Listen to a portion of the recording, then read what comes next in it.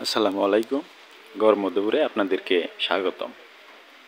বন্ধুগণ, স্ক্রিনে যে গাছটি দেখতে পাচ্ছেন, এই গাছটি আমাদের গরমদুপুর অঞ্চলে মন কাটা গাছ নামে পরিচিত।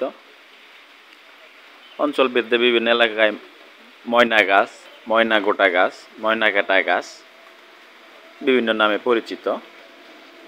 তো বন্ধুগণ, এই গাছটি অত্যন্ত কাঁটাযুক্ত গাছ হওয়ায় জমির আইলে বেড়া দেওয়ার কাজ করা হয়।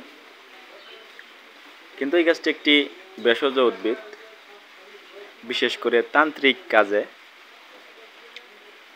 যারা তান্ত্রিক গুরু বা কবিরাজ আছে, তারা এই গাছের কাটা দিয়ে বিভিন্ন ধরনের বশীকরণ,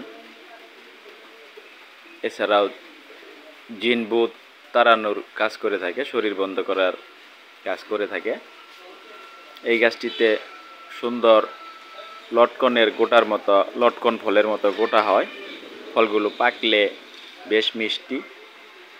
আমরা ছোটোবেলায় এই গাছের গোটা, পাকা ফল দল বেঁধে খেতাম। কিন্তু এই ফলগুলি একটা নির্দিষ্ট পরিমাণে খেতে হয়। দুই তিনটি, 4-5টি এরকম খাওয়া যায়। বেশি খেলে একটা শরীরে জিমজিম ভাব আসে, নেশার মতো, বা মাথা ঘুরায়, বমি আসে অনেক সময়। তো বন্ধুগণ, এই মন কাটা গাছ আমাদের মধুপুর অঞ্চলে এখনও প্রচুর পরিমাণ পাওয়া যায়। যদি কারো প্রয়োজন মনে হয়, আপনারা সংগ্রহ করতে পারেন। তো বন্ধুগণ, ডিসক্রিপশন বক্সে নাম্বার দেওয়া থাকবে, ভিডিওটি শেয়ার করে ছড়িয়ে দিবেন। ধন্যবাদ।